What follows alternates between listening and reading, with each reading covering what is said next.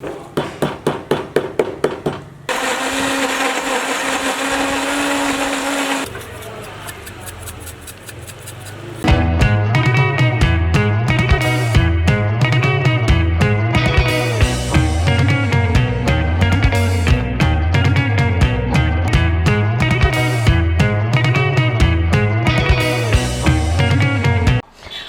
to Denti, where I share my home cooked recipe.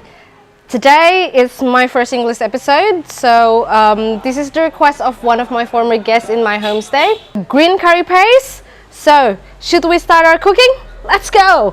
Okay, before we started, to my non-Indonesian friends, the ingredients, some are probably strange, and if you cannot find a fresh one, you can definitely use the dry ones if you have it. And if you don't, you can try to skip it, but they will obviously change the character of the flavor.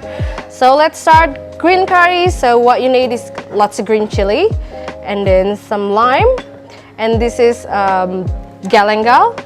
You cannot change it with ginger because it's have a completely different flavor. And then a little bit of fresh turmeric. You can definitely use the dry one. Some kafir lime leaf, some shrimp paste, white pepper, garlic, some shallots, some hot bird's eye chili. This is really hot, so if you don't want to use it, that's fine. And we have 2 dry spices here. We have some cumin, and then we have some coriander. Also, to make the green curry recipe, you want a fresh lemongrass stalk. We're going to use the white part only because that's the soft part, and you don't want to use the top part because they will be hard to eat. And also, you cannot have Thai food without the existence of this coriander leaf. We're going to use the whole thing, especially the stalk. We're just going to put it in a food processor, blend it, and make it easy. You can use mortar and pestle, but what the hell you want to do that anyway? More work. So, minimum effort, maximum taste. Now, before we do anything, we're going to toast our dry spices. By toasting your spices, this will increase the aroma. It's create a more pungent, and the oil will be activated by the heat. So we're going to dry toast it. Make sure that your pan is nice and dry and there's no oil.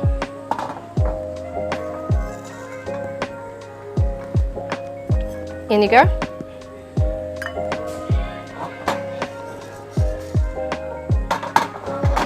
Okay, while we're waiting for that, you will know when your spices is ready, when it starts to popping and it will release that really pungent aroma. You can smell it.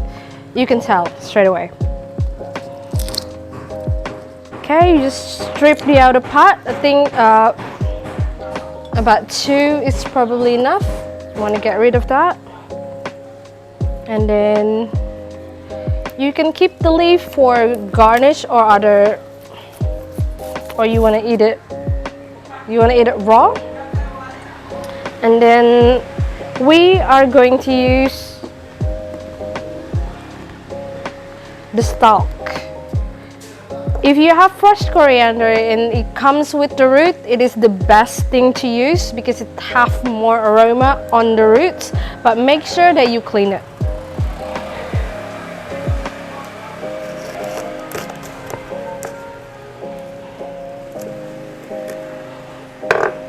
So, I think coriander is the type of herb that really does well in a dry season.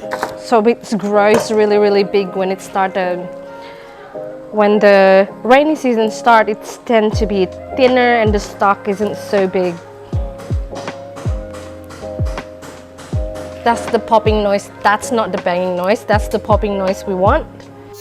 Okay, once your coriander leaves is cut, and we're going to chop off some of the chili. You can use as much and as little as you like, according to the heat level that you can handle. I, however, have a very low one, embarrassingly.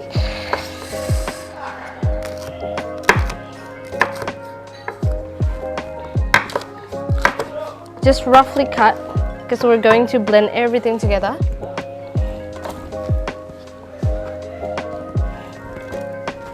So just in you go. And the galangal itself, you want a really young galangal because you want it to blend it. Otherwise, the older one is rather too fibery and too hard, and it wouldn't blend as well. That into there. Your shrimp paste. If you don't like them, you want to skip, you can use instead fish sauce, and just in whole with your shallots and your garlic. That's about 5 cloves for each shallots and garlic.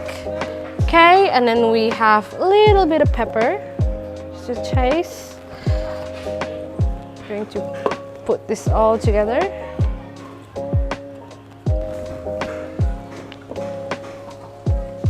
Let's not forget our spices that we toasted before. You can really smell the aroma. The heat has released the pungent and the oil from the spices. Okay, in you go. A couple splash of water. Just a little bit. Okay, that's enough, I think. All right. Before we forgot, some lime, not kafir lime. We use the kafir lime leaf, but just from some lime, we want to take the rind out. You want the green part because that's where the aroma is. So usually in citrus, whether it's orange or lemon, you can get the aroma from the rind. But make sure that you don't take much of the white part because that could be bitter.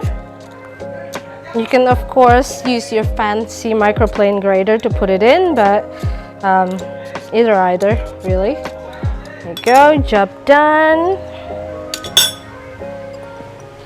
In you go.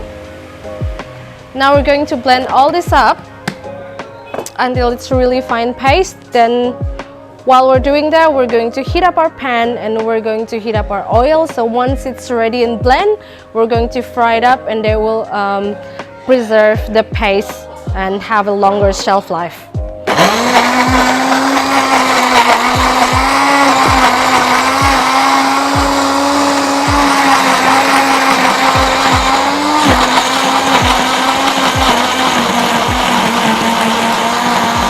Shake.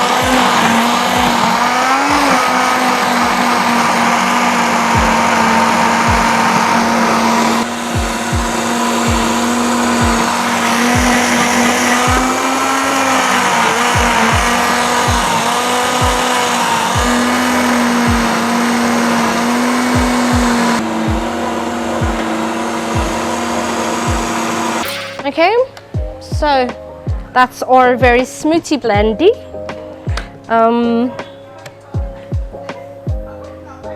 It's so pungent. You have very strong smells. The aroma is just really hit you in the face. If you can have a smello camera, that's so strong. Okay, so now our pan is completely hot.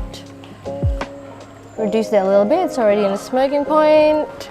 We'll drop some oil.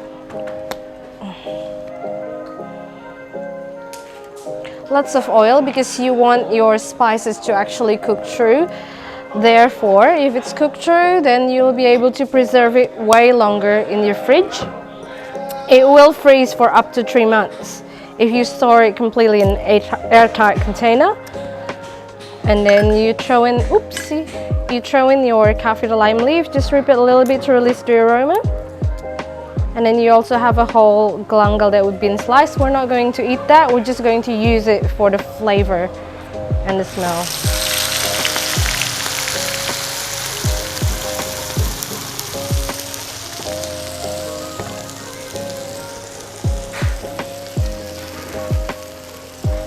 Okay, at this point, if you're doing it right, then your spices will be spitting because it contains some water, and your oil is heating it up, and it's completely fine. Put it in a really low heat until it actually changes into darker colors and it's condensed and it's a little bit dry. Then it's ready for you to store it in a jar.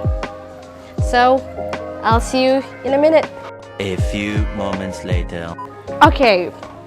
So at this point, our curry is already condensed. It's already changing to a darker color. It's already ready to be stored away.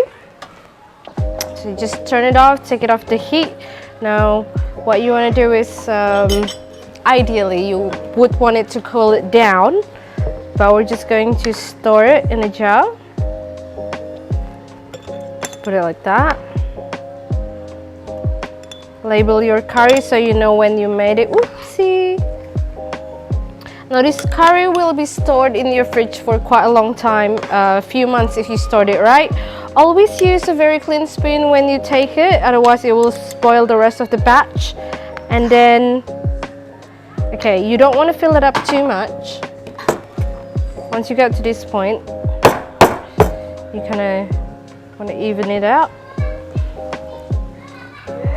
So one way of preserving either your chopped onion or garlic and your curry paste or your pesto is to put oil as a sealant on the top of your paste, whatever it is. So you just want to put oil on top of it like that. It's completely seal your pesto or your paste. What it does is it will keep the airtight, so any forms of bacteria doesn't actually penetrate whatever you put in there. So once your curry paste is already stored and then there's an oil form on the top of your paste, they will keep it fresh for a very long time, and you keep it in the fridge. And please use clean spoons so you don't spoil the rest of your batch. So there you go for our first English episode. It's a green curry paste.